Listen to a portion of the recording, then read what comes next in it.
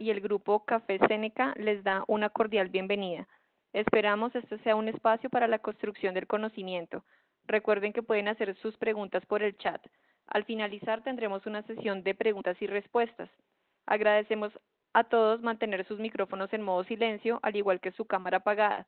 Esto permitirá que el audio de la transmisión sea clara y fluida para todos los asistentes. Al finalizar de esta charla, los invitamos a responder una corta encuesta con la cual podremos mantener y mejorar nuestros contenidos para la comunidad andina.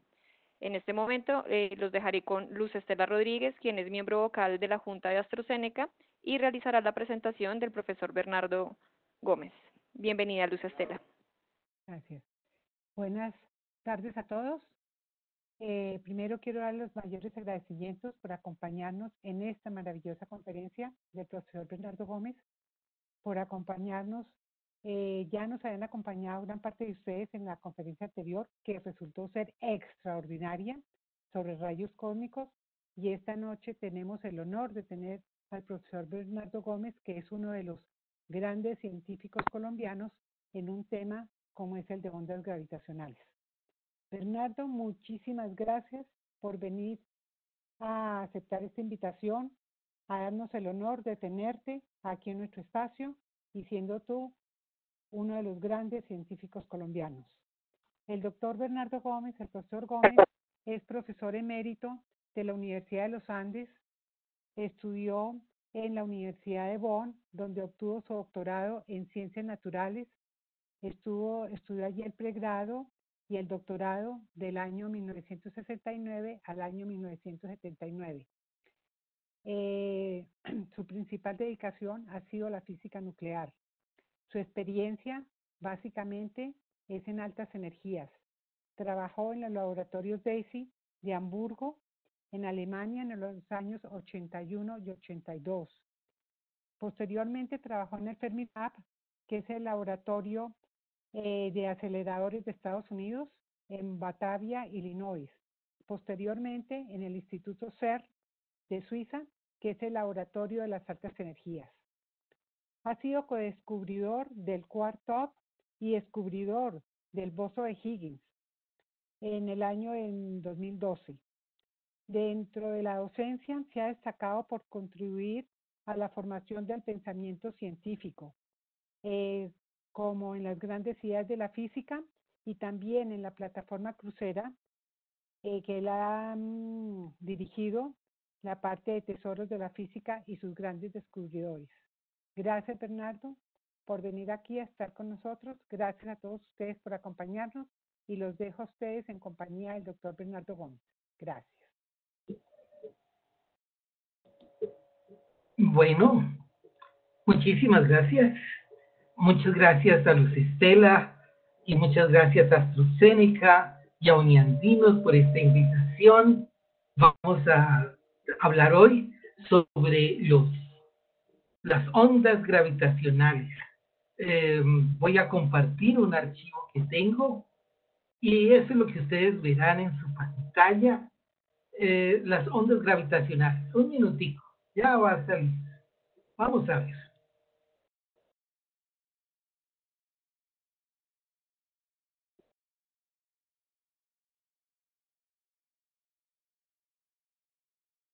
Bueno, espero que ustedes puedan estar viendo la imagen del póster de presentación de la charla de hoy, que llegue bien a las pantallas de ustedes. Y vamos a ver entonces algunas imágenes sobre las ondas gravitacionales. Muy bien. Entonces, ¿qué vamos a tratar? ¿Qué son las ondas gravitacionales? ¿Cómo surgen? ¿Cómo se observan? ¿Cuándo y cómo se descubrieron? Los avances que han seguido al descubrimiento. ¿Qué se espera y cuál es el futuro? Como conclusiones. Ese es entonces el contenido en esta charla. Fíjense que estoy cambiando ahorita de imagen, de una imagen de ondas, que está aquí en azul, ondas como en una tela, como en algo que es de 2 dimensiones, como imaginando una sábana cuadriculada, que la ponemos a vibrar, y es entonces ondas que se están propagando en esas dos dimensiones. Pero paso a esta otra imagen, y estos son ondas en 3 dimensiones. En realidad lo que existe es el espacio-tiempo, el resultado de la relatividad especial de Albert Einstein. La unificación de espacio y tiempo forman una unidad de 4 dimensiones, 3 del espacio y una del tiempo. Pero si el espacio está curvado, en realidad es el espacio-tiempo el que está curvado. Entonces la curvatura del espacio, de un espacio de 3 dimensiones, va a una dimensión más. Si son 4 las dimensiones, 3 del espacio y una del tiempo, y el espacio-tiempo está curvado, eso será en una quinta dimensión. Representar esa quinta dimensión es muy difícil, y entonces por eso nos tienen acostumbrados en todas las representaciones a reducir el número de dimensiones en 1. Y por eso entonces nos presentan el espacio no de 3 dimensiones, sino tan solo de 2, como si fuera una tela en la cual hay ondas. Vamos a tratar de explicar todo esto. Muy bien, entonces, ¿qué son las ondas gravitacionales? Son arrugas en el espacio-tiempo. Ese espacio-tiempo puede tener ondulaciones que van marchando y se van propagando porque son ondas en ese espacio-tiempo y se propagan desde la fuente. La fuente es una masa gravitacional, será una fuente pues muy grande, una masa gravitacional muy grande que esté acelerada. Y para que se produzcan estas ondas que podamos ver, requerimos que haya cataclismos cósmicos, como por ejemplo las colisiones de agujeros negros o eventos de supernovas, o incluso hoy en día se logra ya hasta colisión de estrellas de neutrones, observar las ondas gravitacionales que surgen de esa colisión. Son ondas tridimensionales que se propagan en el espacio en 3 dimensiones, pero en el tiempo también, porque como digo, espacio y tiempo van unidos. Y luego de grandes distancias, habiéndose propagado esa onda muy lejos, pues ya llega muy amortiguado. Es que en realidad la energía que lleva la onda se ha ido repartiendo por todo el espacio-tiempo. Y entonces ya el frente de onda, después de una distancia muy grande, es pequeñito. Eso vamos a ver qué tan pequeñito es cuando hablamos de miles de millones de años luz en la distancia desde la fuente hasta nosotros. Aquí en esta imagen que vemos ahorita, tenemos un video que nos muestra las ondas que resultan de la fusión de 2 agujeros negros, uno grande y uno pequeño. Están moviéndose el uno alrededor del otro. En realidad los dos están orbitando alrededor de su centro de masa. El centro de masa en este caso está más cerca del agujero grande, claro está. Está muy cerca del agujero grande por lo grande que es, más retirado del agujero pequeño, y están orbitando, dando vueltas el uno alrededor del otro, y se van acercando. A medida que se vayan acercando, por conservación de la cantidad de movimiento angular, veremos que se mueven cada vez más rápido, giran más y más rápido, como la patinadora en el hielo, que empieza en patines de hielo, que empieza a dar vueltas alrededor de su propio eje, con los brazos extendidos, y luego si junta los brazos, entonces gira más rápido. Aquí entonces es el caso de estos agujeros negros, que cuando ya se van acercando, entonces giran más rápido, pero justo en esta animación la detuvieron ahí en ese momento, y ahí ya se han fusionado los dos agujeros negros, y las ondas parten entonces de ese punto donde se produjo esa fusión de esos agujeros. Bueno, ¿cómo surgen? Pues surgen así como acabamos de ver, cuando hay un evento como esto, que se encuentran dos agujeros negros, empiezan a orbitar uno alrededor del otro hasta fusionarse, se van acercando, van girando uno alrededor del otro cada vez más rápido hasta que se fusionan. Bueno, que todo esto ocurra resulta de la relatividad general de Albert Einstein, que él tenía lista para 1915, publicación de 1916. Y es interesante que las ondas gravitacionales que resultan de la relatividad general de esos años vienen a ser descubiertas apenas 100 años más tarde, en el año 2015, que llega la primera señal que es registrada y reconocida, confirmada como onda gravitacional en el 2016. Eso es entonces 100 años después de la predicción de Albert Einstein. Tenemos aquí la representación usual, donde tenemos entonces un plano que es cuadriculado y tenemos entonces una deformación, una curvatura de ese plano en el sitio donde hay una masa muy, muy grande, como una sábana, donde se ha puesto entonces una esfera muy pesada y entonces se curva, se hunde allí. La representación que tenemos entonces aquí en azul claro es esa famosa imagen de la curvatura que produce una estrella. La estrella se encuentra entonces justo en el eje de esa profundidad que ha surgido en ese espacio que nos están representando como de dos dimensiones. Pero como digo, esto en realidad es en una dimensión más, porque el espacio es en realidad tridimensional, y entonces al incluir el tiempo son 4 dimensiones, la curvatura está en una quinta dimensión. Pero como esto es difícil representarlo, entonces nos quitan de entrada una dimensión y nos representan así el espacio. Pero no es tan mala cuando pensamos en el Sol y los planetas que se mueven en torno al Sol, porque te cierro la ventana. ¿Ya me cerraste la ventana? A ver, en nuestro espacio, donde se mueven los planetas en torno al Sol, el movimiento ocurre prácticamente en un plano. Por conservación de momento angular, precisamente, el movimiento de los planetas en torno al Sol ocurre en un plano. Entonces nos conformamos con esa representación. Pero vamos a verlo con más detalle. Esto sería entonces la curvatura del espacio que observamos allí donde en esa profundidad estaría una estrella de masa grande. Entre más grande es la masa, pues más profunda será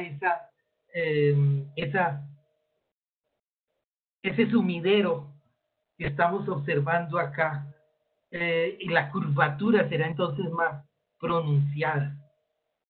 Eso es entonces la representación de una de esas deformaciones del espacio allí donde está la estrella.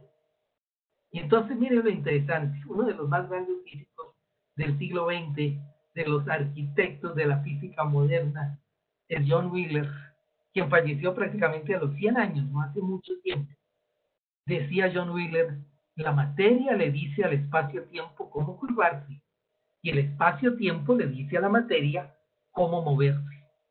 Es como si estuviéramos en esa sábana donde tenemos entonces una masa grande que podría ser el Sol, y ha curvado esa sábana, es ese espacio que está curvado, y en torno al Sol está entonces esta esferita que se mueve en ese espacio que está curvado. Pero la Tierra, si esto es un planeta que fuera la Tierra también está curvando, solo que mucho menos, pero también está curvando al espacio-tiempo. Espacio, tiempo, materia y energía van unidos, son inseparables.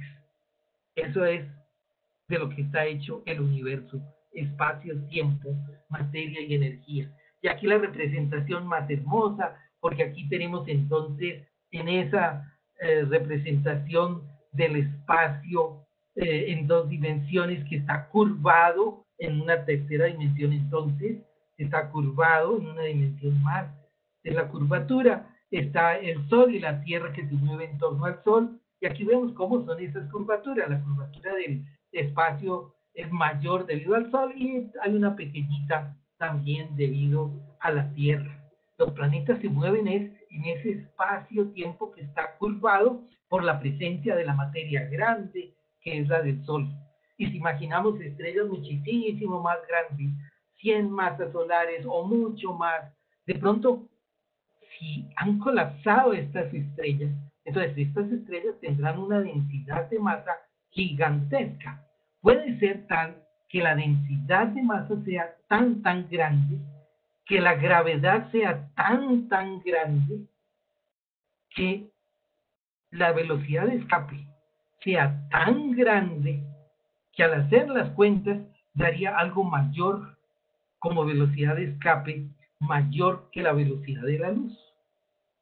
A ver, cuando estamos, por ejemplo, en la superficie de la Tierra y lanzamos un objeto hacia lo alto, lanzamos una pelota hacia lo alto, la pelota sube hasta una cierta altura y después se va a devolver. No se puede liberar del planeta Tierra. Entre más rápido se mueva inicialmente, entre más energía le demos inicialmente, mayor que sea la velocidad inicial, más alto puede llegar esa pelota. Tendríamos que darle una velocidad enormemente grande, como de 11 kilómetros por segundo, si no estoy mal, para que pueda alejarse tanto, que pueda separarse de la Tierra y llegar hasta el infinito. Esa es la velocidad de escape. Por eso, para poner una nave espacial en movimiento que se aleje de la Tierra, necesitamos cohetes grandes, porque tenemos una velocidad de escape grande. Si recordamos las imágenes de los astronautas en la Luna, el módulo espacial que alunizaba en el proyecto Apolo, por ejemplo, era pequeño, no tenía cohete. Era mucho más fácil salir de la Luna para regresar a la Tierra que salir de la Tierra, porque la gravedad en la Luna es como un quinto de la gravedad que hay en la Tierra. Entre más grande sea la masa del astro y más pequeñito el radio de esa esfera, de ese astro, más grande la gravedad. Reduciendo el radio, entonces la gravedad va a aumentar, y bastante, porque va como 1 sobre el radio al cuadrado. Aumentando la masa, pues aumenta la gravedad también. Y entonces uno podría pensar que si la masa es muy grande, muchas veces la masa del Sol, 10 veces a 100 veces la masa del Sol, y el radio lo hacemos cada vez más y más chiquito, 10 kilómetros, por ejemplo, no más, entonces la gravedad será tan gigantesca que para dejar ese astro se requerirían velocidades mayores que la velocidad de la luz. La luz entonces no podrá salir, no se puede escapar, y a ese astro entonces, si va a emitir luz, la luz se devuelve, no puede salir, no puede escapar, lo vamos a ver negro. A eso lo llaman un agujero negro. De tal forma que un agujero negro no es un hueco en el espacio, un agujero negro es una estrella que tiene una masa tan grande que colapsó tantísimo, que tiene un radio tan pequeñito que ni siquiera la luz puede salir, porque la gravedad resulta ser gigante por la masa tan grande y el radio de esa estrella tan pequeñito. La luz no puede salir. En realidad, en el caso de los agujeros negros, la relatividad de Einstein nos da que en el centro del agujero negro se tiene la masa toda de esa estrella y es una singularidad, es apenas un puntito. Y la curvatura del espacio-tiempo allí es tal que no tenemos cómo calcular la geometría allí en la forma como la conocemos, porque no hay una geometría euclidiana, porque cuando se tiene una curvatura de ese espacio, la geometría deja de ser la geometría de Euclides, que es la geometría en un plano, y las cuentas que se hacen como cuál será la densidad de masa, tomando la masa dividida por el volumen, resulta que ya no van a ser así tan simples aplicando la geometría de la cual estamos acostumbrados todos los días, porque aquí la geometría es otra. Y la curvatura puede ser tal que ni siquiera podremos calcular qué pasa entre lo que conocemos como el horizonte alrededor de la singularidad, que es ese agujero negro, ese tamaño de horizonte que podría ser observado, que puede ser observado desde el exterior del agujero negro, y lo que ocurre con la singularidad allá adentro. Allí colapsa todo lo que nosotros tenemos de conocimiento habitual. Bueno, esto es para mostrar entonces que podemos tener una estrella que tenga una gravedad tan grande donde ni siquiera la luz pueda salir. Y a esa estrella sí entonces la llamamos agujeros negros. Eso es. Y todo lo que caiga allí, lo que se acerque a esa estrella, pues es atrapado por esa estrella y queda allí, en ese agujero, queda en ese sumidero. Y todo lo que llegue allí pues va a ir aumentando la masa de ese agujero negro. Y puede ser que haya una estrella vecina y que el agujero negro vaya tomando materia alrededor, materia que puede venir de esa estrella vecina y vaya formándose lo que se llama el disco de acreción, y esa materia entonces girando en torno al agujero negro vaya cayendo directo hacia el agujero, y el agujero entonces va aumentando en masa, la gravedad va aumentando, la curvatura del espacio-tiempo allí va siendo cada vez mayor. Cuando digo curvatura del espacio-tiempo me estoy refiriendo a que no solo el espacio se curva, sino también el tiempo. Y eso es que el tiempo se curve debido a la presencia de la masa grande, debido a la gravedad grande. Es un efecto que se puede observar como que entre más grande sea la gravedad, más lento marcha el tiempo. Así afecta la gravedad al tiempo. El tiempo marcha más lento entre más grande sea la gravedad.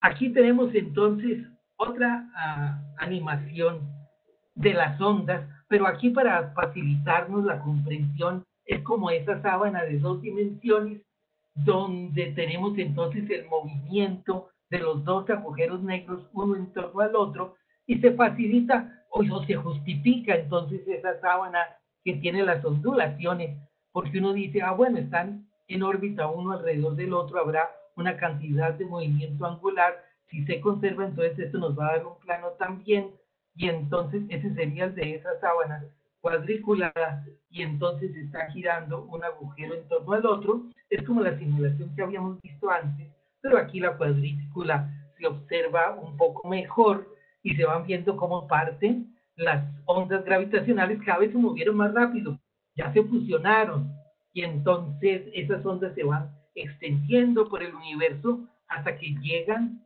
a donde estamos nosotros, y aquí entonces las podemos detectar.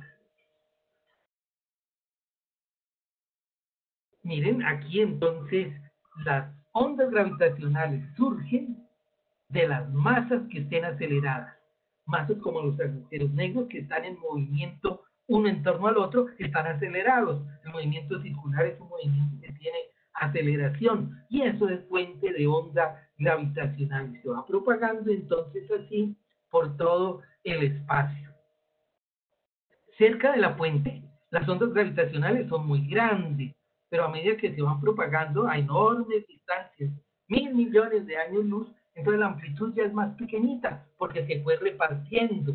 Si uno mira, toda la energía va propagándose en todas las direcciones, entonces si la circunferencia va siendo más y más grande, pues toda la energía se ha ido repartiendo así por el espacio, y entre más lejos estemos, pues menor será la densidad de energía que vamos a observar en una porción de ese espacio. Y entonces cuando nos llega a la Tierra después de 1.000 millones de años luz, los efectos van a ser apenas de una 10.000ª del tamaño de un protón. El protón es el tamaño del núcleo del hidrógeno.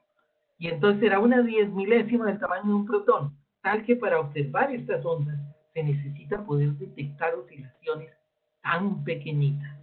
Y entonces imaginemos que llega una onda que proviene entonces de la colisión de un par de agujeros negros, y la onda se está propagando por todo el universo Y entonces nos va a llegar algún día esas ondas. Aquí vemos los frentes de onda y entonces empieza a tener efecto donde estamos nosotros, donde está la Tierra. Fíjense lo interesante, el espacio es el que está oscilando, porque son oscilaciones en el espacio-tiempo. Afecta el tiempo, como les digo, porque entonces el tiempo marchará más rápido, más lento, más rápido, más lento, porque la gravedad está cambiando.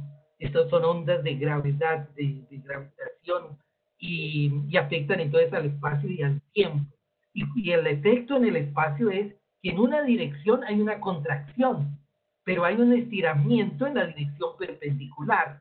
Imaginemos entonces que en la dirección ecuatorial tenemos un achatamiento de la Tierra, pero entonces se estira en la dirección polar, de polo norte a polo sur. Pero eso es solamente durante medio periodo, porque está oscilando. Al ratico es así, que entonces en la dirección ecuatorial se ensancha, se estira, pero se acorta, se compacta en la dirección vertical. Y entonces tendremos oscilaciones de esta forma. Perdón, un instante. Oye, así, un minutico, así serían las oscilaciones. Pero para que nos quede muy claro, no es que la Tierra sea la que está oscilando en un espacio, que llegue la onda y entonces la masa está respondiendo, ella sea la que oscila. Es el espacio el que está oscilando. El espacio está oscilando. Y la Tierra está en ese espacio, entonces ella oscila también.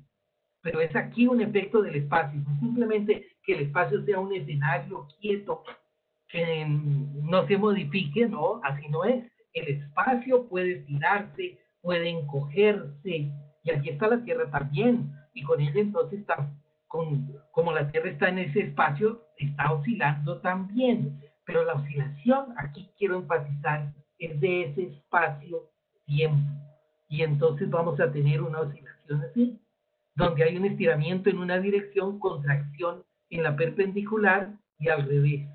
Hay algo así como esto. Y entonces estas oscilaciones se pueden observar. Aquí tenemos un video.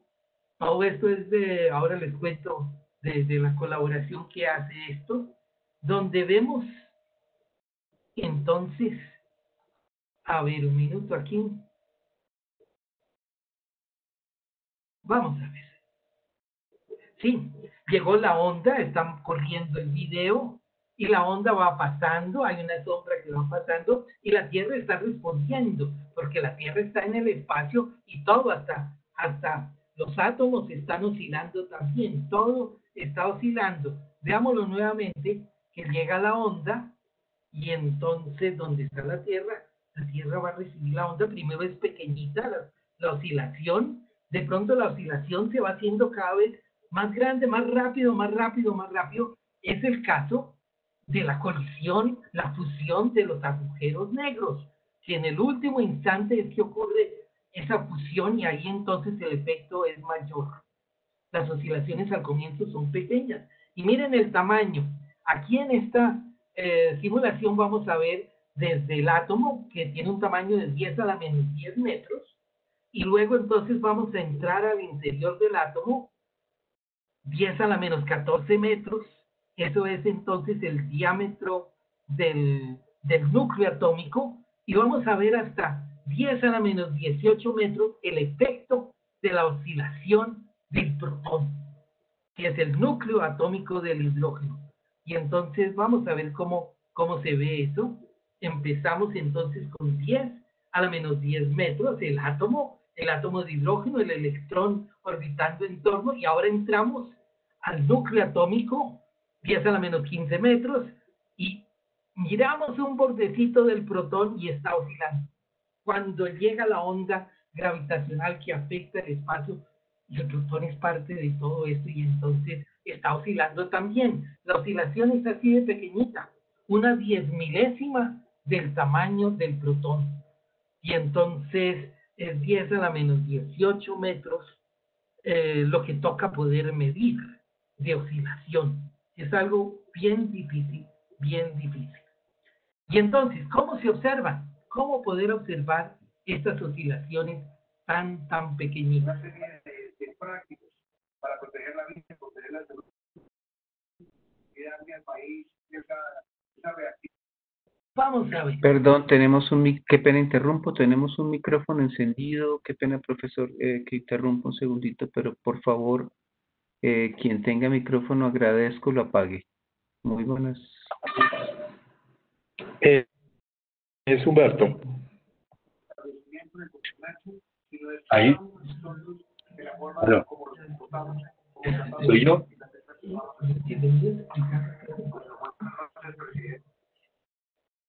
¿Aló? Bueno, entonces vamos a continuar. ¿Cómo se pueden observar estas ondas? Veíamos entonces que cerca de la fuente donde están los agujeros que se fusionan, el efecto es un cataclismo cósmico, es algo enormemente grande, pero se van propagando por el universo y entonces es el espacio el que está oscilando y esas ondas nos llegan hasta la Tierra y aquí llegan a ser tan pequeñito en su tamaño, en su amplitud de oscilación, que es 1/10 milésimo del tamaño del protón. ¿Cómo observar algo tan pequeñito? Vamos a ver. Miren, al comienzo, desde que se empezaron los experimentos para detectar ondas gravitacionales, hace 40 años, por más de 20 años, se estuvo trabajando en antenas gravitacionales. Y aquí podemos observar, una antena gravitacional era un cilindro, aquí vemos más o menos el tamaño del cilindro, tendrá como un diámetro de 1 metro, más o menos, algo así. Puede ser un cilindro de 2 metros de longitud, el diámetro del cilindro de 1 metro y es de acero. Y la idea es que llega la onda gravitacional a nuestro planeta y así como vimos exageradísima la animación de la Tierra oscilando, pues así va a oscilar este cilindro. Y entonces la idea es tener dispositivos que nos permitan observar esta oscilación del cilindro. 20 años intentando hacer esto, con los dispositivos electrónicos más sofisticados para lograr ver el cilindro respondiendo a ese efecto de que el espacio se está alargando en una dirección y comprimiendo en la dirección perpendicular y después al revés, que hay esas oscilaciones en el espacio, el cilindro va a responder también. Si hay un efecto de resonancia, qué bueno sería, pero entonces tiene que coincidir la frecuencia natural del cilindro con la frecuencia de esa onda gravitacional. Ahí está, estos cilindros resultaron ser magníficos sismómetros. Lo que registraban eran oscilaciones del planeta Tierra, y no oscilaciones debido a ondas gravitacionales, no. Es que la Tierra es un sistema dinámico tremendo, y la Tierra está oscilando permanentemente, y entonces hay efectos sísmicos enormes, comparados con lo que puede ser un efecto de onda gravitacional. El resultado es que nunca funcionaron estas antenas de ondas gravitacionales. No se pudo observar con ellas, con estos cilindros tremendos, las ondas gravitacionales. Vemos aquí un personaje, Rainer Weiss. Él es pionero en la detección de ondas gravitacionales, trabajando con esos cilindros de acero que debían entonces oscilar al llegar la onda gravitacional. Pero este señor Rainer Weiss tuvo la idea de que esto así nunca iba a llevar a observar una onda gravitacional. Se puede lograr algo mejor. Y esto es para que recordemos, si queremos medir algo con enorme precisión, lo mejor es utilizar la interferencia de la luz. Un interferómetro es lo adecuado para medir un efecto tan pequeñito, donde 2 rayos de luz interfieran y cualquier pequeñísima modificación, cualquier pequeñísima perturbación en el sistema, pues entonces va a llevar un efecto visible en la señal de interferencia de 2 rayos de luz. Eso es entonces Rainer Weiss quien tuvo esa idea. Y es así como surge el LIGO. LIGO en inglés, nosotros diríamos en español LIGO, El LIGO, ese es Laser Interferometer Gravitational Wave Observatory. Es el observatorio de ondas gravitacionales con un interferómetro láser. Eso es entonces el instrumento para poder observar las ondas gravitacionales. Y aquí tengo de fondo entonces otra vez la imagen de esa onda gravitacional en 3 dimensiones. ¿Cómo funciona? Es un interferómetro. Ahí está. Es el interferómetro de Michelson. Albert Michelson empezó en 1886, 1888 su experimento para medir la velocidad del planeta Tierra con un interferómetro. La idea era que el planeta Tierra se está moviendo en el universo y el universo está lleno de ese elemento que conocemos desde Aristóteles, que es el éter, el elemento en los cielos, el éter, y entonces la Tierra, si se mueve hacia la derecha en ese éter, entonces visto desde la superficie de la Tierra, el éter está fluyendo en el sentido opuesto. Si la Tierra va hacia la derecha, entonces el éter visto desde la Tierra irá fluyendo hacia la izquierda. Y si lanzamos un rayo de luz que va en la dirección de ese flujo del éter, lo observaremos que va rápido, más rápido que si lanzamos el rayo de luz en contra del éter. Es como nadar en un río con la corriente, que visto desde la orilla del río, el nadador va a parecer que nada bastante rápido porque será la velocidad del nadador con respecto al agua más la velocidad del agua cuando nada con la corriente, pero si nada en contra de la corriente, entonces el nadador va avanzando en su dirección con su velocidad, pero el agua lo va llevando en sentido opuesto. Se observará para alguien en la orilla que el nadador avanza mucho menos. Y la idea aquí era medir entonces la luz cuando el rayo de luz va con el éter. Y entonces observaremos una velocidad que será más grande que la velocidad de la luz. Sería la velocidad de la luz más la velocidad de la Tierra. Y si vamos en contra del éter, entonces observaremos la velocidad de la luz menos la velocidad de la Tierra. Y si tomamos las dos mediciones, velocidad de la luz más velocidad de la Tierra menos la velocidad de la luz menos velocidad de la Tierra, obtendremos la velocidad de la Tierra. Porque será hacer la operación C más B menos C menos B. Perdón, C más B menos C menos menos B. Y eso es entonces que el C, que es la velocidad de la luz, se cancela y nos queda B menos menos B. Y eso nos va a dar 2 veces la velocidad de la Tierra. Y Albert Michelson, con este aparato que tenemos aquí en esta imagen, quiso entonces que el rayo fuera con el éter y yo fuera en contra del éter, podía girar su interferómetro y siempre obtenía el mismo resultado. Con el éter o en contra del éter, el resultado era el mismo. Y él pensaba, es que la velocidad de la luz es muy grande. La velocidad de la Tierra es grande, pero no tanto. Entonces yo voy a medir algo que es una cantidad muy, muy grande más una cosa chiquita. Y voy a medir esa cantidad muy, muy grande menos algo chiquito.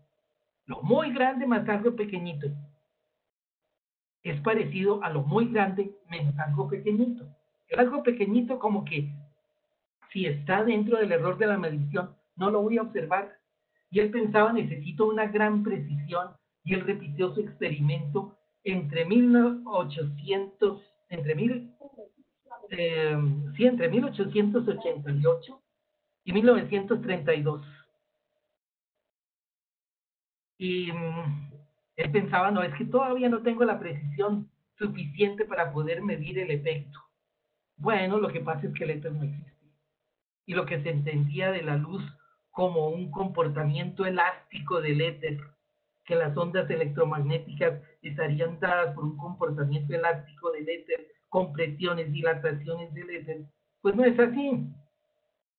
Las ondas de luz se propagan en el vacío, son campos eléctricos que varían con el tiempo, que generan campos magnéticos que varían con el tiempo, que generan campos eléctricos que varían con el tiempo, que generan magnéticos que varían con el tiempo, y esto se va propagando así precisamente con la velocidad de propagación de esas ondas, que es la velocidad de la luz.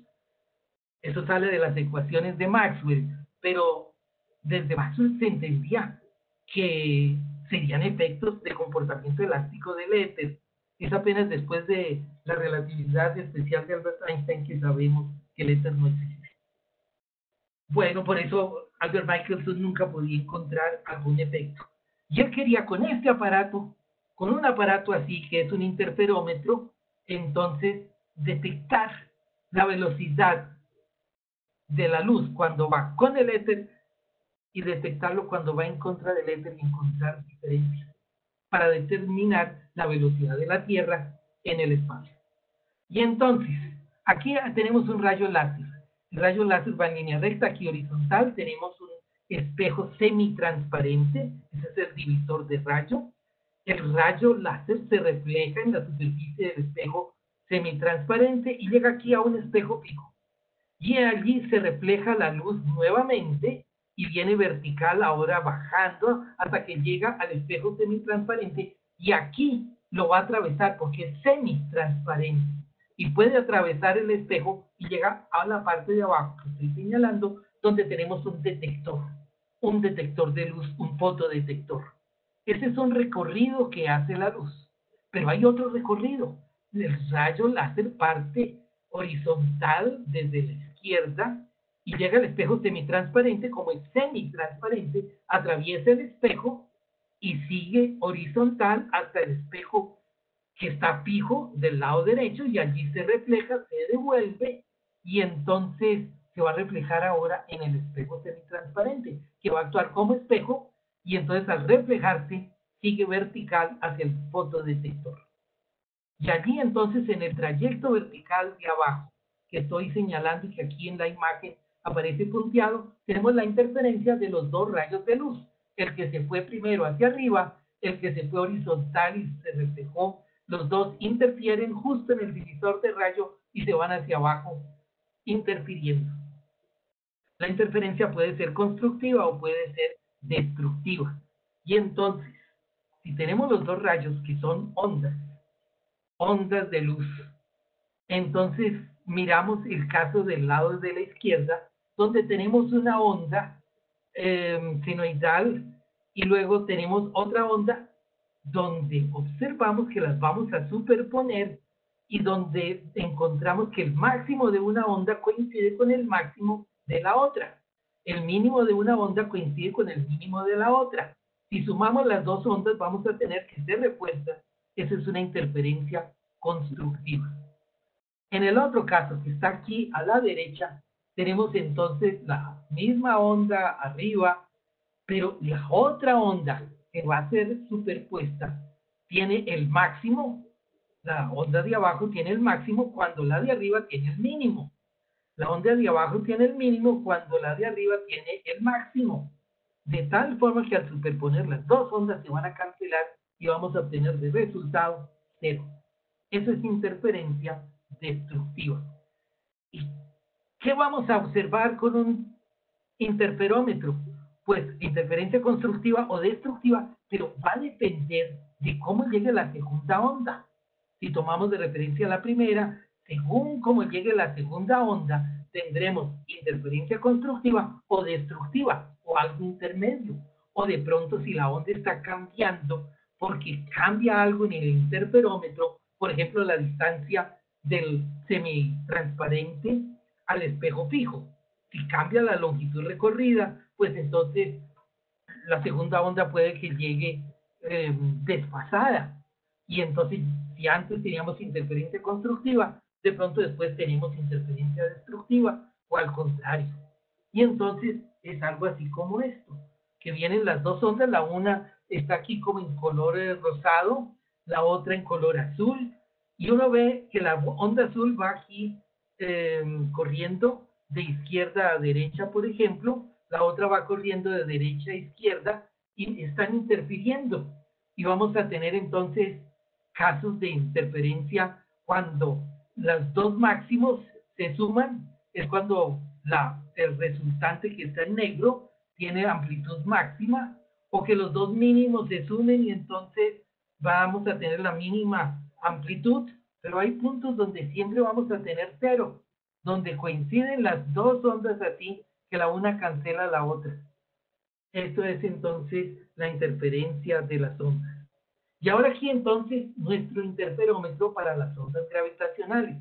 Tenemos un rayo láser, sale en la luz del rayo láser, se encuentra con el espejo semitransparente, es el divisor del rayo, y entonces uno de los rayos se refleja en el espejo semitransparente, se va hacia la izquierda. Eso va dentro de un tubo donde ponemos vacío, para que la luz entonces no esté incidiendo sobre el aire y no se nos vaya a abrir el rayo de luz.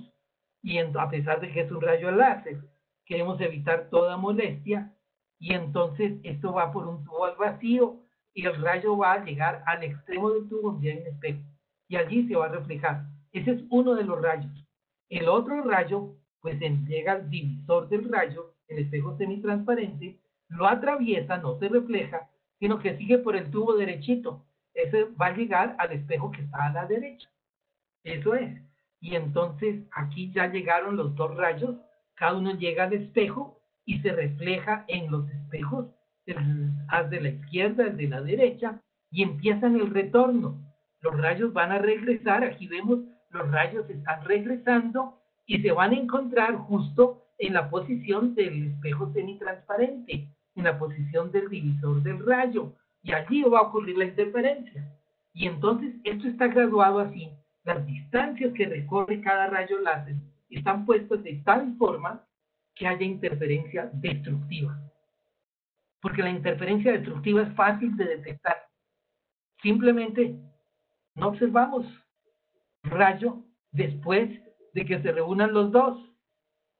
Aquí abajo a la derecha tenemos un detector, el fotodetector, para detectar los rayos que han interferido, pero no llega nada porque se cancelan. El mínimo de arriba se cancela con el máximo de la onda de abajo. El máximo de la onda de arriba se cancela con el mínimo de la onda de abajo. La interferencia es destructiva y tenemos amplitud cero resultante para la onda que surge de la interferencia de los dos rayos. Tenemos cero. Y entonces, eso es fácil de observar, cero. No se observa nada. Eso es la interferencia destructiva. Eso es, y aquí tenemos entonces el detector de luz, y él no registra luz. Se cancelan los dos rayos láser allí en el divisor del rayo. Interferencia destructiva. Pero ahora va a llegar la onda. Aquí es visto el interferómetro desde arriba, el rayo que se reflejó, que se fue vertical, que se reflejó en el espejo de arriba y regresó, interfiere con el rayo que siguió horizontal, derechito, hacia el espejo de la derecha, se reflejó allí, interfieren los dos y nada se obtiene. Pero llega la onda, y la onda hace entonces que el espacio se alargue en la dirección que aquí está vertical y que se acorte, se comprima en la dirección horizontal. Ese es el efecto de esa onda que llegó. El resultado, ya no coinciden los máximos con los mínimos y no se van a cancelar, porque la segunda onda está un poquito desfasada y ahora entonces no se cancelan. Y el resultado es que tenemos luz que va a llegar al fotodetector. Hay entonces un cambio en el espacio. Se alargó en esta dirección vertical, se acortó en la dirección horizontal. Y eso pasa durante medio periodo. Después tenemos lo normal y después es al contrario. Se alarga el brazo horizontal y se acorta el brazo vertical. Y entonces vamos a tener oscilaciones que van así. Y entonces, si ustedes observan el fotodetector, ¿observa o no observa luz? Eso es. Y entonces está recibiendo la señal. Miren, aquí llegó la segunda onda un poquito desfasada. El máximo de la segunda onda no coincide con el mínimo de la primera. ¿Cómo que se adelantó? Porque de pronto se acortó el brazo horizontal y la segunda onda de la del brazo horizontal se acortó y llegó antes. Ya no se cancelan. Y entonces tenemos luz que va a incidir sobre el fotodetector. Eso es. Aquí es cuando hay la cancelación. la interferencia destructiva. Y aquí vemos entonces cuando no se cancelan, porque hubo un efecto que llegó la onda y llega entonces la luz y incide sobre el detector de luz, sobre el fotodetector.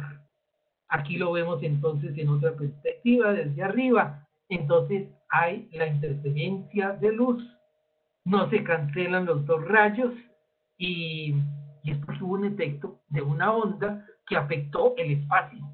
El espacio se alargó en una dirección, se acortó en la dirección perpendicular. Ese es nuestro interferómetro. Y esto es tan sensible que es suficiente que haya una pequeña modificación de uno de los dos rayos, un pequeñísimo desfasaje, y ya vamos a notar que va a llegar luz. Cuando todo está perfecto, cuando no hay onda, no hay oscilación alguna, entonces no hay luz que incida sobre el fotodetector. Pero se alarga uno de los brazos, se acorta el otro y llega luz al fotodetector. Y esto va a pasar con una frecuencia que corresponde a la frecuencia de la onda gravitacional que viene desde el punto del espacio a 1300 millones de años luz, donde colisionaron los dos agujeros negros. Y es un evento que ocurrió hace 1300 millones de años. Y lo vamos a detectar aquí en la Tierra ahora. Y el fotodetector lo va a registrar como que ve luz, no ve luz, ve, no ve, ve, no ve. Eso es. Y aquí tenemos entonces un video donde podemos observar todo esto. Entonces parte el rayo láser, se divide, se refleja, interfiere. Y entonces está oscilando esto y cada vez más rápido, porque así ocurrió. Ahí están las ondas. Una se fue a un espejo, allí se refleja. La otra le pasó lo mismo, se fue al espejo de la izquierda y regresó. Interfieren cancelándose, el fotodetector no detecta nada, se están cancelando. Pero cuando haya la oscilación, que un brazo se alarga y el otro se estira, ahí hay interferencia. Y entonces que ya no es destructiva y el fotodetector está registrando luz. Porque se está viendo ahora la onda gravitacional que llegó y modificó el espacio. Y esto afectó el interferómetro. Es lo más sensible que puede uno tener como instrumento. Si quieren medir algo con precisión, lo mejor es esto. Un interferómetro. Y es el interferómetro de Michelson. ¿Cómo y cuándo se descubrieron las ondas? ¿Cómo fue todo esto? Entonces, miren esto. Hace 1300 millones de años. Dos agujeros negros. El uno de 29 y el otro de 36 masas solares. Colisionaron, fusionándose, formando un agujero negro de 62 masas solares y emitiendo el resto de la energía en forma de ondas gravitacionales. Fíjense, el uno tenía 29 masas solares y el otro 36. Sumamos los dos y nos da 65 masas solares. Pero el resultado fue un agujero negro de 62 masas solares. Hay 3 masas solares que ya no están. Eso es energía. Porque la masa es una forma de energía. Ese faltante de energía es que se fue como onda gravitacional repartida como ondas que van propagándose por el universo hasta que 1300 millones de años después nos llega a nosotros aquí en la Tierra y lo observamos con ese interferómetro de Michelson. Eso es lo que ocurrió. Eso es, y algo que fue en septiembre del año 2015, cuando se completaron los 1300 millones de años para que llegara esa onda y se detectó entonces con ese interferómetro de Michelson que se llama LIGO. Y entonces fue LIGO el que hizo el descubrimiento. Eso fue en septiembre del 2015 y se confirmó después de hacer todos los análisis y cálculos y todo lo que se requiere para tener la certeza. Sí, esto es un evento de onda gravitacional. Se publicó en febrero del año 2016. Eso fue entonces el LIGO. Y entonces aquí están los jefes del LIGO, el Laser Interferometer Gravitational Waves Observatory. Son estos personajes que por esta observación que es el descubrimiento de ondas gravitacionales. Es que las ondas gravitacionales resultaban de la relatividad de Einstein, pero no todo lo que predice el trabajo de Einstein tiene por qué ser necesariamente válido. Eso tiene que ser confirmado, porque no existe la autoridad que es el gran Albert Einstein y que todo lo que él dice vale. No, en la ciencia no existe la autoridad con excepción de la naturaleza misma. La naturaleza es la única que nos puede decir si algo vale o no vale. ¿Qué tal que la relatividad estuviera, pues, no asertiva? Que hubiera alguna falla y entonces resulta una predicción que no concuerda con la realidad, con lo que podemos observar de la naturaleza, y a eso lo llamamos realidad. Y entonces hay que confrontar la predicción de una teoría con la observación directa de la naturaleza. Y entonces la confirmación de la teoría se obtiene si lo que predice concuerda con lo que observamos. Y aquí la predicción es de la onda gravitacional y lo que observamos es que efectivamente llega la onda. Es el descubrimiento de las ondas gravitacionales 100 años después de la publicación de Albert Einstein de la relatividad general. Miren, aquí aparece el señor Rainer Weiss, ese que vimos trabajando con el cilindro de acero hace 40 años. Y él fue el que propuso, más bien en lugar de esos cilindros, de esas antenas de ondas gravitacionales, utilizar entonces el interferómetro. Él recibió la mitad del Premio Nobel de Física del año 2017. La otra mitad la recibieron Barry Parish y Kip Thorne, quienes participaron en esto también, muy destacados los dos. Kip Thorne es de lo más destacado. Entre ellos compartieron entonces el Premio Nobel de Física por las ondas gravitacionales, por el descubrimiento de las ondas gravitacionales. Esto es tomado de la página web de la Fundación Nobel, el Premio Nobel. Esto es lo que publicaron ese mismísimo día que asignaron el Premio Nobel del año 2017, dividido así en partes, uno para Rainer Weiss y los otros para Barry Barish y Kip Thorne, por las contribuciones decisivas para el detector LIGO y la observación de las ondas gravitacionales. Esto fue entonces año 2017, el premio Nobel que se entrega el 10 de diciembre en la fecha del cumpleaños de Alfredo Bernardo Nobel. Bueno, aquí están los tres ganadores del premio Nobel por el descubrimiento de las ondas gravitacionales. LIGO es entonces un observatorio con interferómetro láser, observatorio de ondas gravitacionales, el Laser Interferometer Gravitational Waves Observatory. Eso es el LIGO. Y es una colaboración inicial de Caltech, Instituto Tecnológico de California, con el Instituto Tecnológico de Massachusetts, el MIT, y la Fundación de Ciencia de Estados Unidos, la National Science Foundation,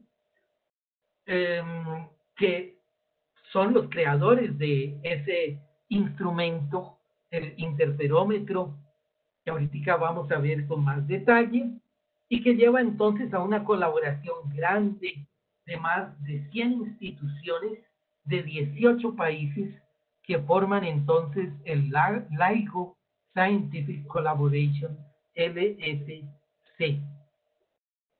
El LSC. Y entonces es el LIGO Scientific Collaboration de 18 países, más de 100 instituciones de 18 países, pero el centro de la actividad, el diseño, la concepción de todo esto está en estas tres instituciones. Miren cómo funciona esto del LIGO. Es el interferómetro de Michelson dos veces. Una vez se encuentra en Estados Unidos, en el estado de Washington, allí en Hanford. Allí está entonces uno de los interferómetros. Y otro igual se encuentra en el estado de Luisiana, a 3.000 kilómetros de distancia.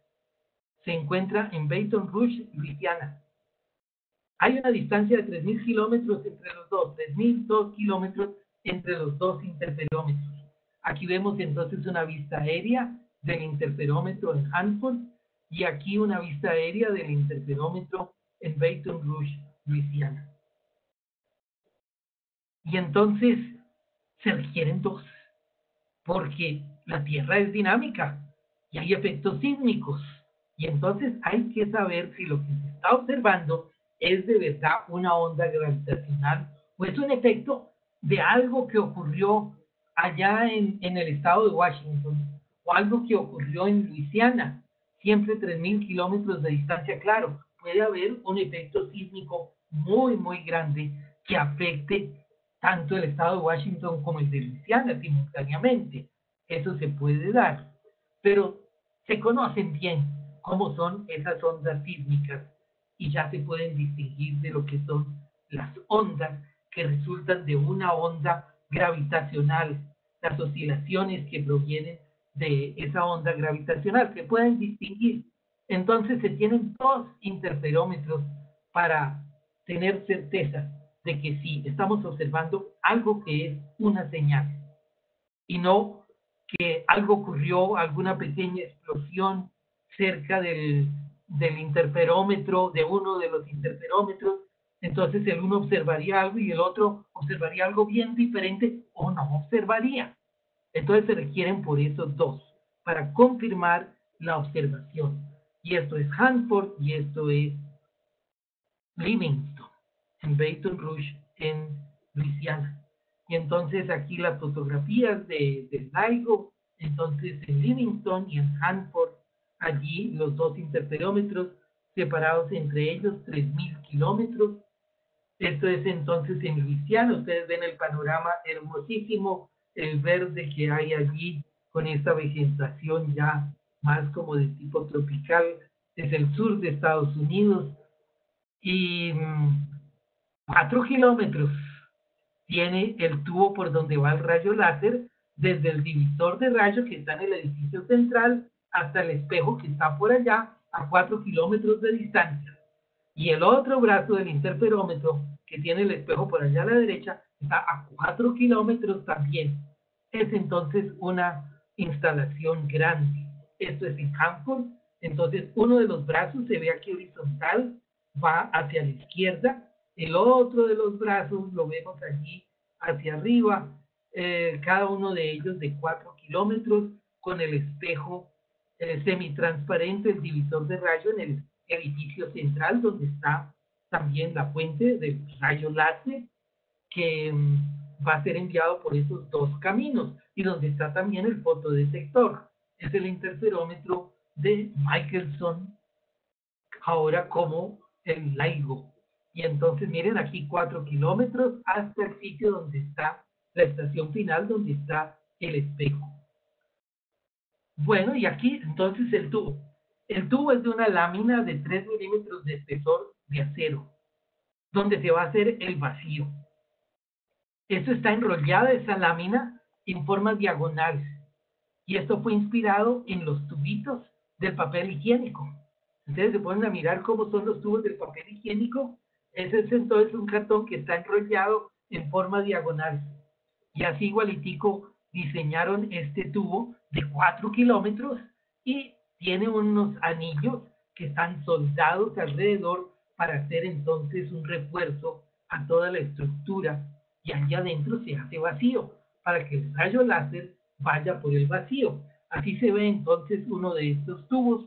Esto después lo pueden recubrir y hicieron una cubierta de concreto alrededor para proteger el tubo de la intemperie.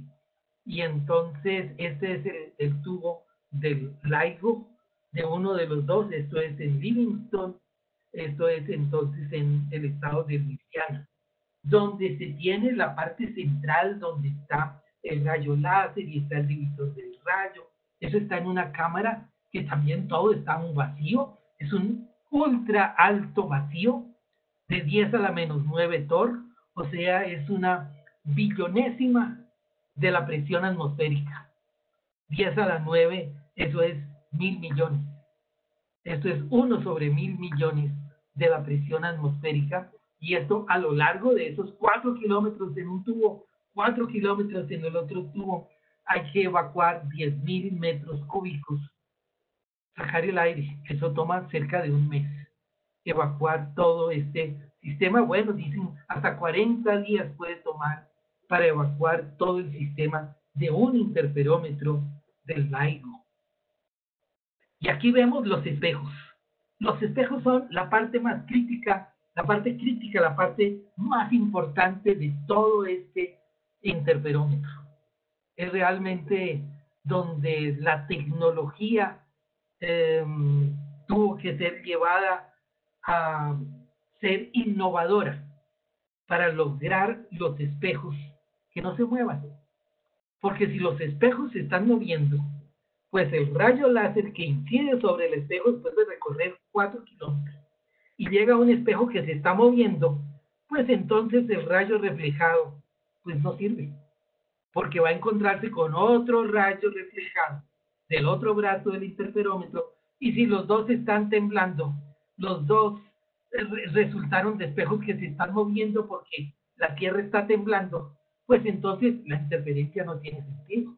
No se va a observar un efecto de una 10.000ª del tamaño de un protón. ¿Cómo observar un efecto tan pequeñito si los espejos están moviéndose? Y tienen que ser espejos de altísima calidad, los cristales que utilizaron. Todo esto no es que estemos en épocas de la pandemia del coronavirus por el operador que está aquí, el técnico que está trabajando con estos espejos. Esto es al final del recorrido de 4 kilómetros donde se instalan estos espejos, y no es que estemos en la pandemia del coronavirus y tengan tapabocas por eso. No, esto se trata aquí de una sala limpia, donde no puede haber mugre, donde no puede haber polvo, porque entonces esto incidiría en la superficie del espejo y ya la reflexión no sería la que debe ser. Tiene que estar completamente limpio. Por eso entonces la protección que deben llevar los técnicos. Pero lo más innovador es cómo se logra que estos espejos no estén en movimiento. ¿Cómo lograr que no se muevan, que estén quietos, que esto funcione? Vamos a ver entonces. Aquí están los cristales, son los 2 espejos que hay en ese interferómetro. Todo se mantiene en una sala limpia. Y miren lo interesante. El espejo cuelga de una montura arriba, que es de 4 etapas. Al final tenemos el espejo que cuelga como un péndulo. Es un péndulo el espejo. Y entonces uno dice, pero ¿cómo va a ser? Llega el rayo láser, incide sobre el péndulo, eso es luz que incide sobre el espejo, la luz va a golpear el espejo, va a haber una transferencia de momento de la luz al espejo, y la luz se va a reflejar. Si uno hace cuentas del momento transferido al espejo, será el doble del espejo que incidía, será el doble del momento del rayo que incidía, el momento transferido. Tal que eso hay que tenerlo en cuenta, que el rayo de luz incide sobre el espejo y allí el rayo de luz se va a reflejar. Pero están las oscilaciones del espejo debido a que la superficie de la Tierra está temblando, porque permanentemente la Tierra tiembla, porque hay efectos sísmicos. Y entonces, ¿cómo se logra que esto no se mueva, que no vibre? Miren, aquí está el espejo, el cristal está acá, y esto tiene una masa grande atrás, y esto cuelga de unos hilos que son de fibras ópticas, son de fibras de silicio, que se emplean como fibras ópticas también, son fibras de silicio, pero muy resistentes. Ahí está. Y esto es un péndulo. pero ese péndulo cuelga de otro péndulo y este de otro péndulo y de otro péndulo, tal que en total aquí tenemos el dispositivo inicial de donde cuelga todo este sistema, que es 4 péndulos. Los primeros no son cilíndricos, las dos primeras etapas, primera y segunda etapa de péndulo. Las dos últimas etapas, si son cilíndricas, al final es donde se tiene entonces ya el espejo. Y uno se pregunta, pero si uno quiere que el espejo no se mueva, ¿por qué lo ponen como péndulo? Como para que oscile más. ¿Cómo será eso? Y este soporte que hay arriba, ¿cómo será para que esta cosa no se mueva? Miren, este es el señor que ganó el premio Nobel, la mitad del premio Nobel, el señor Rainer Weiss, quien tuvo la idea del interferómetro y de hacer todo esto, y que fue quien hizo posible que pudiéramos descubrir las ondas gravitacionales. 100 años desde la predicción, y apenas 100 años después se logra este descubrimiento. Miren, en una conferencia bellísima, él nos cuenta que esto que él tiene aquí, esta masa, este disco acá, es como un modelo de lo que sería el espejo. Y cuelga, es un péndulo, eso es un péndulo. Y entonces él mueve la mano lentamente, de izquierda a derecha, de izquierda a derecha. Y si él mueve lento la mano hacia su izquierda, el péndulo sigue el movimiento de la mano hacia la izquierda. Si va lento, mueve la mano hacia la derecha, el péndulo sigue el movimiento de la mano hacia la derecha. El péndulo se mueve como él mueve la mano si la mueve lento. Pero si él mueve la mano rápido, de izquierda a derecha, oscilando rápido, qué curioso, el péndulo no se mueve. Pueden intentarlo. Eso es increíble. Si uno mueve rápido la mano y oscila rápido la mano aquí, de donde cuelga este péndulo, el péndulo que es pesado, que tiene una masa grande, no se mueve. No responde a esa frecuencia grande. Pero si es lento que se mueve, él se mueve lentamente. Y entonces esto es tan simple lo que utilizaron como fundamento para los espejos de este interferómetro. Utilizaron entonces espejos que cuelgan como un péndulo, y cuando hay la actividad sísmica del planeta Tierra es de una frecuencia tal que se conoce que es como la vibración rápida de acá, y el péndulo no se mueve. Bueno, si la oscilación es un poco más lenta o si es demasiado grande, entonces mejor que el soporte siga esa oscilación del planeta Tierra, de tal forma que uno puede tener un soporte arriba que cuelgue de una unidad que tiene motores que van a responder a las señales de un sismómetro, de tal forma que cuando haya vibraciones sísmicas, un temblor, allí en Livingston, donde está el interferómetro, que tiemble la Tierra, hay un sismómetro que registra ese temblor. Y estas oscilaciones esas oscilaciones sísmicas, son registradas y con una electrónica rápida se pone a activar, se pone a mover un motor que siga esas oscilaciones sísmicas, pero opuestas. Y se sumen las dos de tal forma que al sumar las oscilaciones sísmicas con las oscilaciones que generan un motor que va a ser controlado por un sismómetro que está registrando esas oscilaciones sísmicas, y se logra superponer las dos oscilaciones, las de la superficie de la Tierra con las oscilaciones del motor, para que se cancelen, y entonces se reduce así enormemente los efectos sísmicos. Y entonces hay unos dispositivos para lograr reducir los efectos sísmicos, además del efecto del péndulo. Esa es la obra de arte de esos interferómetros, además de la calidad de los espejos. Lo más crítico de ese interferómetro es los espejos, y que el rayo láser pues sea estable, la fuente de luz láser que sea estable, que no esté fluctuando esa intensidad del rayo láser. Todo tiene que ser entonces al nivel de la precisión que exige el medir las ondas gravitacionales que producen un efecto de 10 a la menos 18 metros, una 10.000ª del tamaño del protón. Esta es la unidad que vibra para eliminar los efectos sísmicos o para reducir los efectos sísmicos, que responde a los sismómetros que van a dar entonces señales electrónicas que ponen en marcha una serie de motores para que el soporte de los péndulos entonces vibre cancelando las oscilaciones sísmicas. Entonces, esto es el aislamiento sísmico para el sistema de espejos. Es una obra de máxima tecnología lo que ellos lograron. Y entonces llegan las señales de la colisión de esos agujeros negros. 1.300 millones de años luz. Alguno de ustedes preguntaba a través del chat, ¿cómo se sabe que los agujeros negros colisionaron hace 1.300 millones de años? Que eso ocurrió a esa distancia de 1.300 millones de años luz.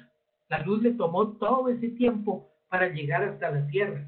Miren, la señal fue de septiembre del año 2015 y la publicación es de marzo del año 2016. Prácticamente pasó medio año. Ellos tenían que verificar todo y, entre otros, aprender de dónde vino esta señal. Claro está, cuando hay una colisión de agujeros negros grande, eso es un cataclismo cósmico.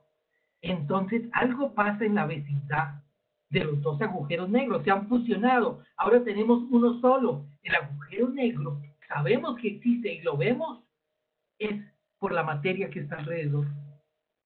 Porque no podemos obtener información alguna del agujero negro, porque ninguna señal puede venir directamente del agujero negro.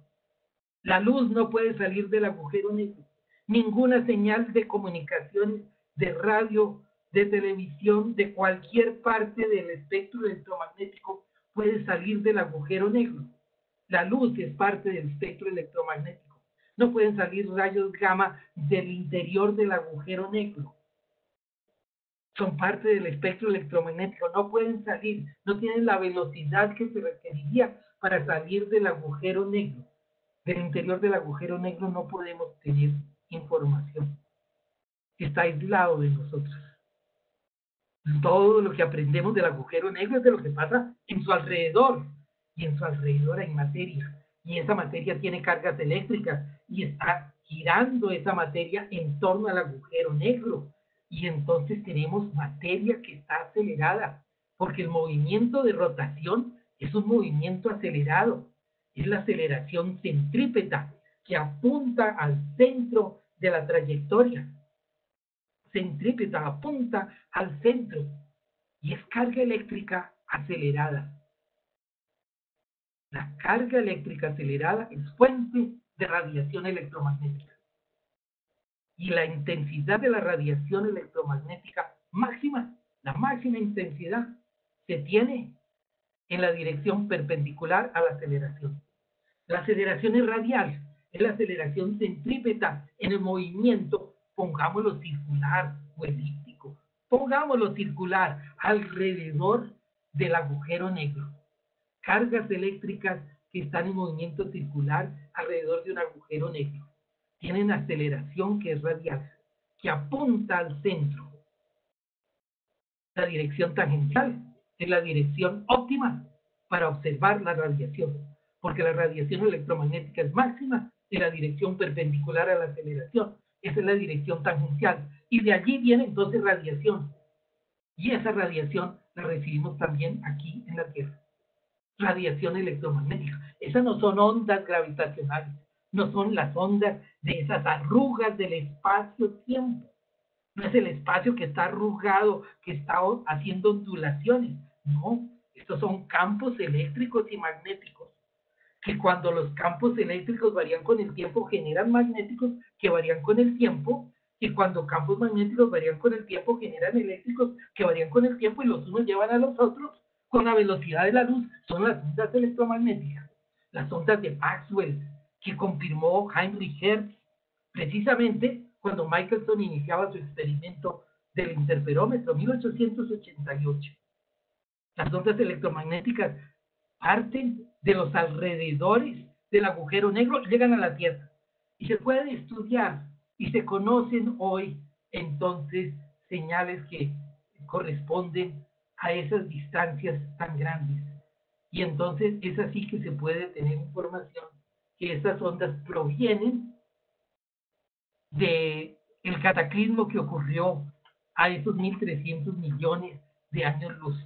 Porque no es solamente las ondas gravitacionales las que llegan también otras señales. Además, pero es que la gracia es la observación directa de la onda gravitacional. Porque observar ondas electromagnéticas, observar luz, eso hace tiempo que hacen los astrónomos. Siempre lo han hecho. Aquí lo interesante es que se observaron las ondas gravitacionales y las señales de las ondas gravitacionales son las que dan el fotodetector del interferómetro, que hubo las oscilaciones de los dos brazos que se alargaron, contrayeron, se alargan, se contraen, como vimos, y que entonces la interferencia ya no es destructiva y que va a salir entonces la luz de la interferencia de los dos rayos y llega al fotodetector y da estas señales que tenemos aquí, que las da el interferómetro en Hanford, que las da el interferómetro en Livingston, y las señales son igualitas, coinciden de maravilla. Miren que las señales duran muy poquitico tiempo.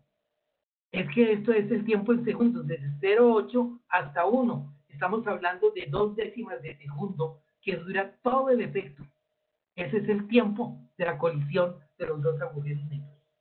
Durante ese tiempo se generaron esas ondas tan grandes, 2 décimas de segundo, cuando tenemos la señal.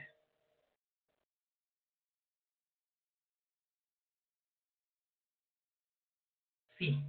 Aquí nos preguntan que qué tan preciso era el interferómetro de Michelson y Morley comparado con los del LIGO. No, pues no hay forma de acercarse con el experimento de Michelson y Morley porque a lo que logra el LIGO de hoy en día.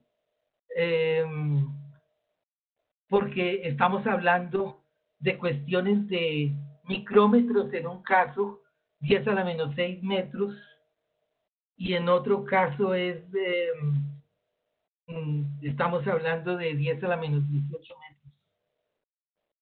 Entonces, estamos hablando de 1 millón de millones de veces más preciso lo que se logra aquí. Michelson hizo mucho esfuerzo para mejorar la precisión de su interferómetro. Él ponía varios espejos, 4 etapas de espejos, para que el rayo fuera y volviera. Lo que aquí es un solo recorrido de 4 kilómetros, en el interferómetro de Michelson era que el rayo va y vuelve 4 veces, porque ponía varios espejos para poder alargar el camino. Pero ¿qué tan grande era el camino? Estamos hablando del orden de 1 metro, porque el interferómetro de Michelson tomaba en su banco óptico no más de 2 metros de diámetro de la montura, que es un bloque grande donde tiene la fuente de luz, que no era un rayo láser, porque en su época no había rayos láser, y donde tiene el espejo semitransparente y los otros espejos en los extremos, y esto podía girar, porque le interesaba poder girar su interferómetro. Pero es un interferómetro de mesa, y entonces nada que ver con lo que es la precisión que se alcanza hoy en día, y estamos hablando de efectos de millones de veces. Esto es de altísima precisión lo que se ha logrado con el LIGO.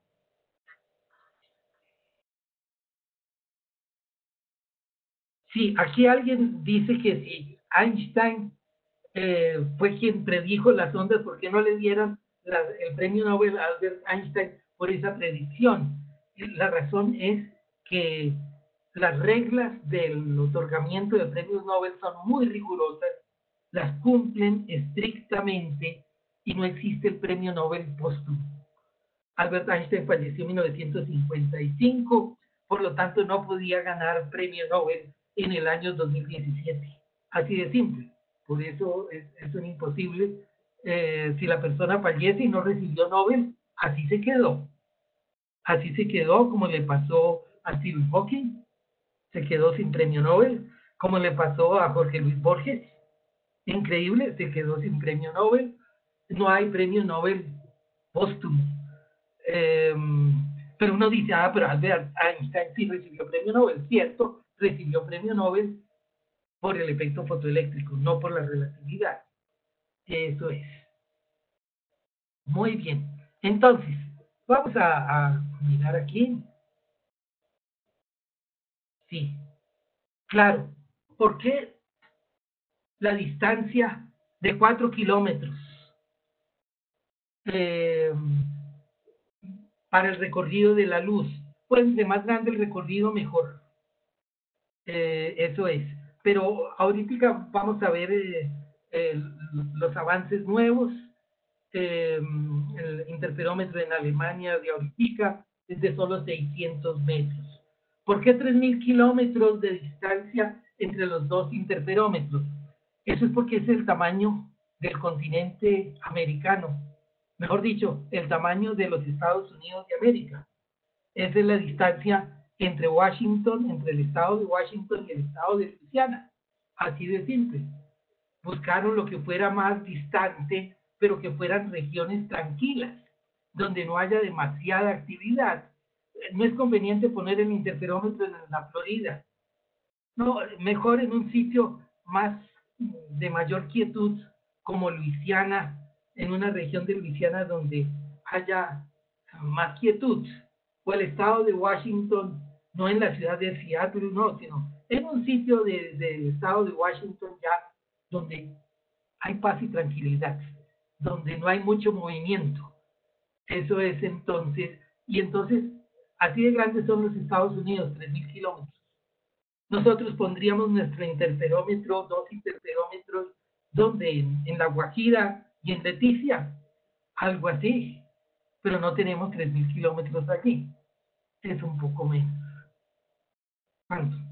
De 1.500 y 2.000 kilómetros. Alguien me corrige. Bueno, aquí esto es entonces dos agujeros negros. Quiero mostrarles y ahora vamos un poquito más rápido porque ya vamos a concluir. A ver, miramos. El anterior quisiera ver el video. Eso es. Aquí esto lo que nos muestra es también los agujeros negros orbitando uno en torno al otro.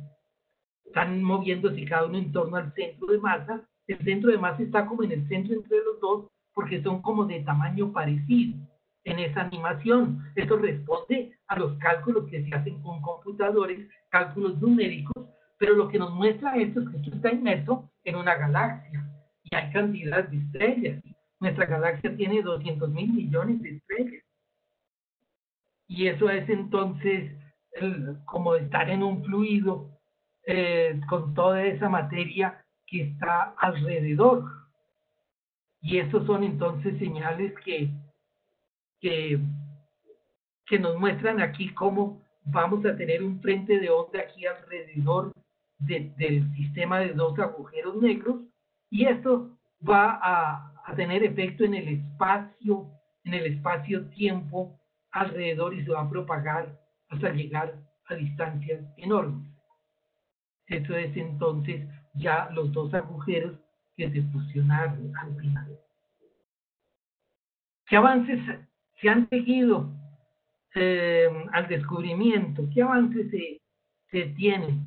Miren, esta es la página de la colaboración LIGO, la colaboración científica LIGO, y ustedes ven aquí las detecciones. Esto es los eventos que han sido registrados y comprobados como eventos de ondas gravitacionales desde septiembre del año 2015. Prácticamente se tienen 2 eventos por año. Cada 6 meses hay un evento que se ha logrado detectar.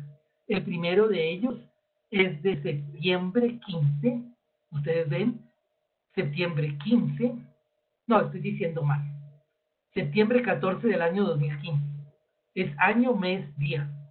Entonces, año 2015, septiembre 14, 2015, esto es diciembre 26, 2017, enero 4, 2017, agosto 14, 2017, agosto 17, y luego tenemos acá 2019, esto es en abril 25, 2019, abril 12.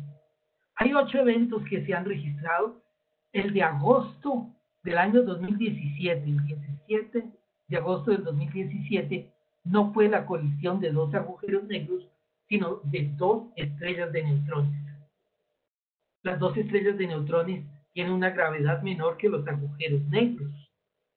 Son estrellas que colapsaron al final de su vida cuando ya se consumió todo el combustible y se pasaron todas las etapas de fusión nuclear, y al final entonces se apaga lo que es el efecto de presión, la presión que va del centro de la estrella hacia afuera como resultado de la energía que se libera por fusión nuclear, y entonces se apaga el interior de la estrella, y entonces lo que queda es la presión de afuera hacia adentro, que es la presión debido a la atracción gravitacional, y la estrella colapsa. Y el efecto de colapso, de colapsar, es tan grande que hasta neutrones se forman de reunirse electrones con protones, porque se tiene allí en la estrella, con la temperatura tan alta, no se tiene átomos formados. Los átomos están en la capa más externa, como en la atmósfera de la estrella. En el interior de la estrella no se tienen átomos, sino están separados los electrones de los núcleos atómicos. Pero cuando esto colapsa por atracción gravitacional, se reúnen, es tan grande el colapso, la fuerza hacia adentro de atracción gravitacional es tan grande que se reúnen los electrones con los protones y se forman neutrones. Y entonces se forma una estrella de neutrones. Y entonces se pudo detectar el efecto de la fusión de 2 estrellas de neutrones. Lo primero de esos efectos que se observó, que fue en agosto 17 del año 2017. Y se observan entonces además las ondas electromagnéticas que resultan también del colapso de esa estrella. Aquí aparece además un catálogo de los eventos de reunir agujeros negros o estrellas de neutrones, que vamos a ver en una siguiente imagen. Esto que está aquí es la imagen del año 2015, septiembre 14 del año 2015. Esa es la primera señal de ondas gravitacionales. Esa es la fusión de los 2 agujeros negros que ya hemos visto repetidamente, y que aquí pongo en grande nuevamente el descubrimiento que realiza el interferómetro láser de ondas gravitacionales de los 2 agujeros negros de 29 y 36 masas solares que colisionaron. Pero este es entonces el del 4 de enero del año 2017, donde los 2 agujeros negros no tienen la misma masa. Uno de ellos es mucho más pequeño, el otro es bastante más grande. Esto es entonces enero del año 2017, y aquí están superpuestas las 2 señales, el de Hanford y el de Livingston, y luego está el modelo que reproduce la colisión de los 2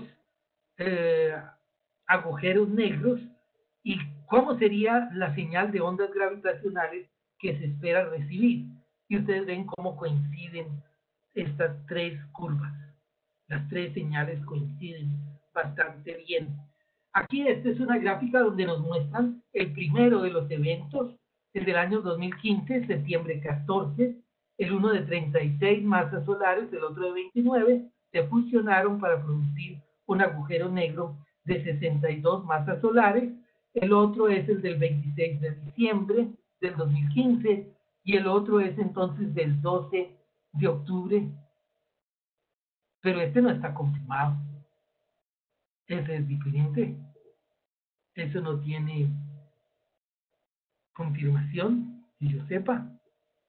Eso es entonces señales, así que le muestra a uno, eso es lo que se puede esperar, que se pueda detectar ondas gravitacionales que provienen de eso.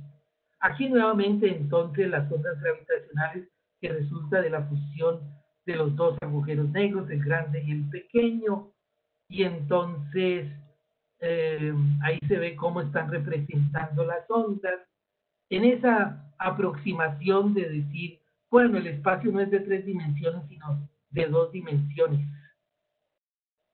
Y luego entonces aquí los dos agujeros negros orbitando, esto es en otra animación donde he tomado entonces las imágenes y aquí uno ve lo que va a ser la señal que llega a la Tierra y esto es entonces los observatorios que existen hoy en día en el mundo, observatorios de ondas gravitacionales, donde todos son réplicas, prácticamente réplicas de lo que ha sido el LIGO de Hanford y Eddington, que los dos son el mismo diseño de interferómetro, el mismo tipo de rayo láser, mismo tipo de espejos, 3000 kilómetros entre los dos.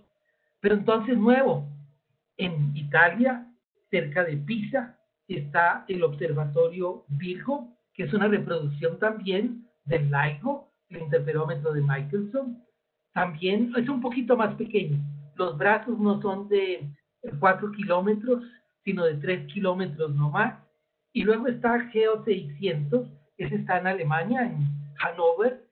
Es más pequeño los interferómetros, pues el interferómetro es más pequeño, es de 600 metros de longitud del recorrido del rayo láser dentro del tubo al vacío, donde va el rayo láser al vacío, 600 metros no más, desde el divisor del rayo hasta el espejo donde se refleja el rayo láser.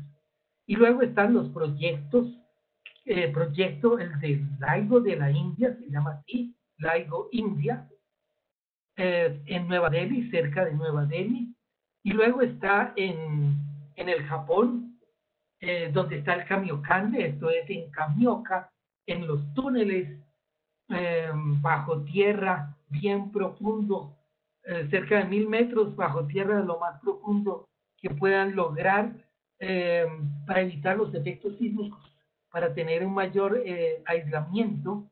Eso es entonces el CAGRA, porque es de Kamioka y es el Observatorio de Ondas Gravitacionales, por eso CAGRA, en Japón.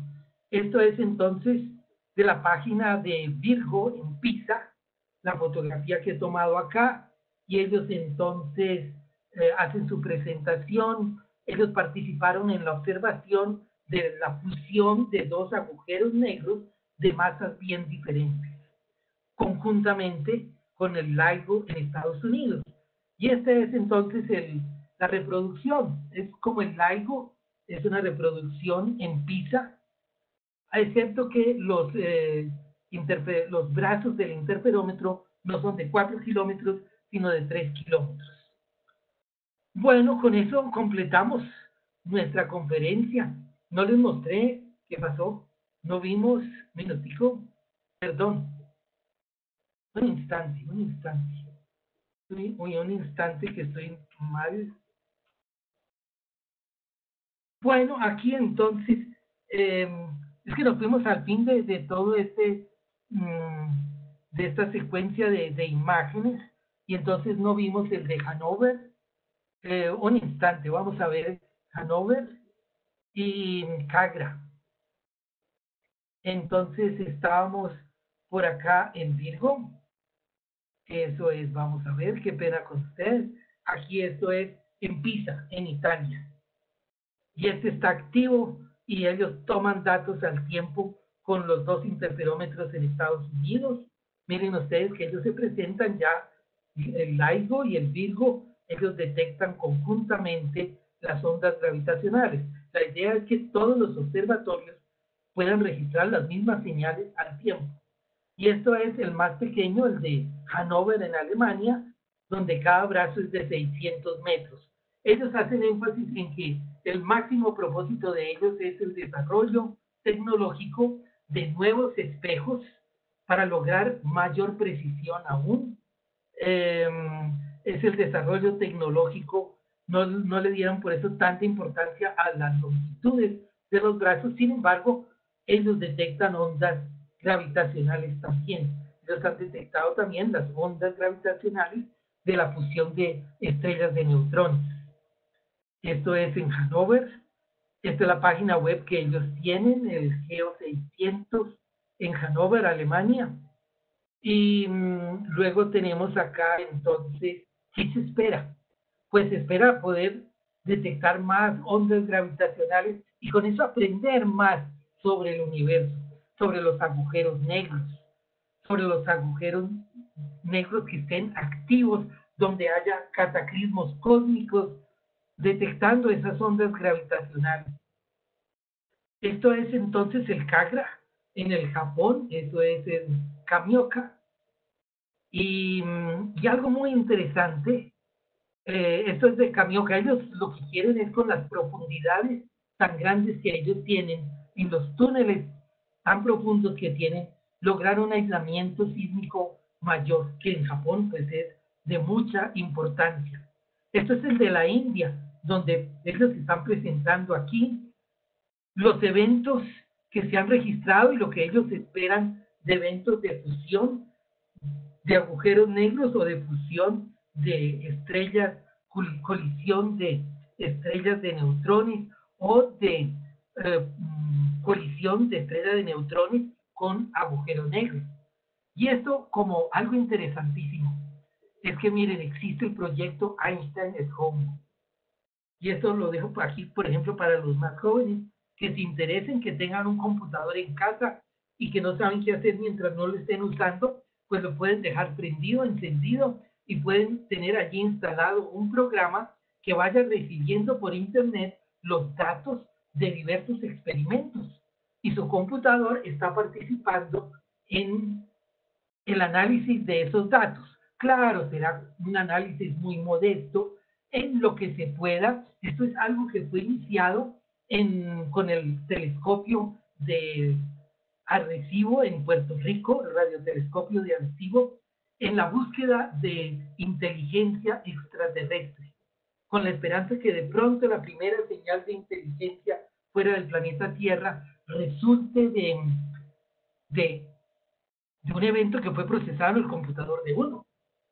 La primera señal de una inteligencia extraterrestre. ¿Qué tal que así fuera? De ahí surgió la idea, como estamos teniendo muchísimas señales que llegan, que todos los computadores que estén conectados al internet en sus ratos libres estén procesando datos. Y entonces hoy se han sumado también las señales del telescopio de rayos gamma, el telescopio Fermi, o también los interferómetros de ondas gravitacionales. Y entonces miren que esto es para que ustedes anoten Einstein at Home y si quieren unirse al proyecto, ¿por qué no? Miren, 500,000 voluntarios participando ya, analizando datos y ustedes pueden bajar el software para el Windows, para Mac, para Linux y algo muy interesante.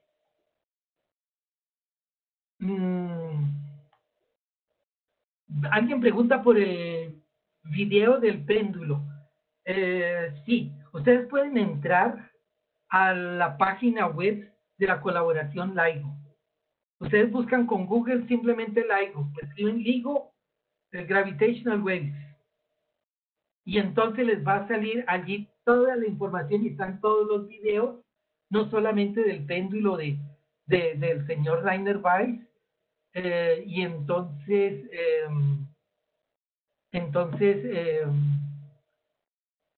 sí, entonces pueden encontrar allí todos estos videos. La cantidad de información que hay es bastantísima. Ustedes han visto que pude mostrarles un par de animaciones. Y bueno, eso es entonces, para concluir, quisiera leer este texto muy interesante que es tomado del libro de Vanish Hoffman, amigo de Albert Einstein, de la obra de 1985 de Vanish Hoffman, Einstein, creador y rebelde.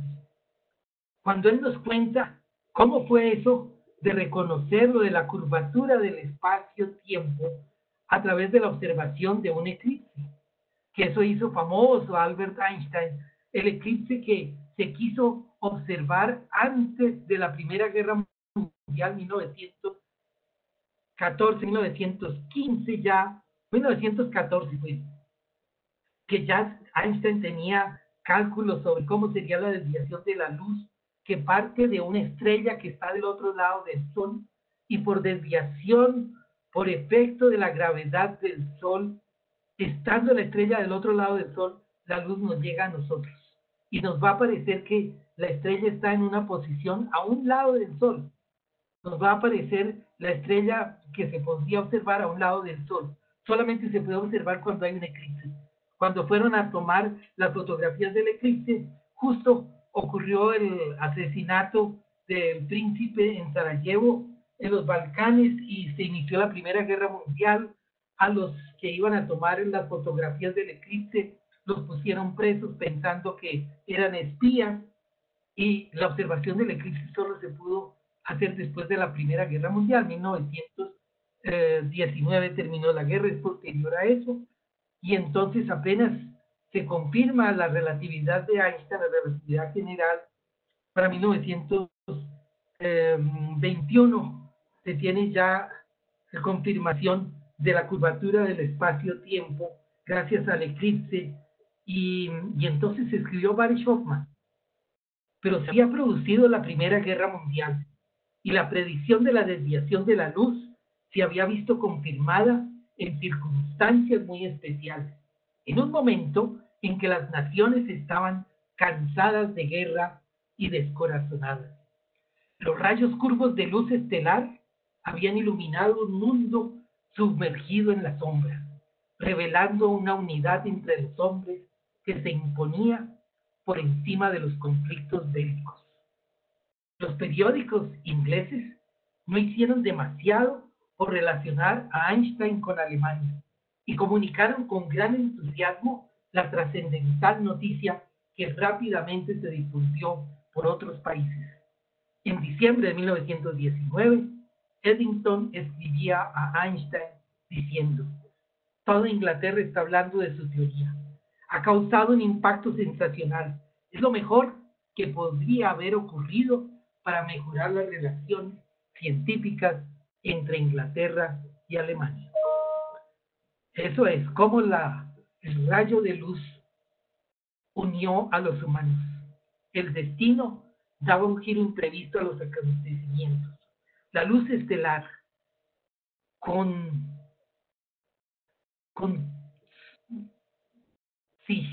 la luz estelar había deslumbrado al gran público y de repente Einstein se convirtió en una celebridad mundial.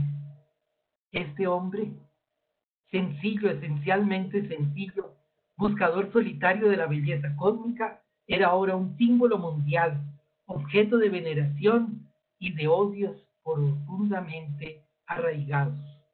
Bueno, eso es del libro de Vanish Hoffman, bellísimo pensamiento que va de acuerdo al momento que estamos tratando aquí. Albert Einstein se hizo famosísimo en 1921, llegó a Estados Unidos, fue aclamado en las calles de Nueva York para la presentación de Luces de la Ciudad en Los Ángeles, en California. Es el encuentro famoso de Albert Einstein con Chaplin. Einstein le dice a Chaplin: lo que admiro de ti es que tu arte es universal, no dices una palabra y el mundo te entiende.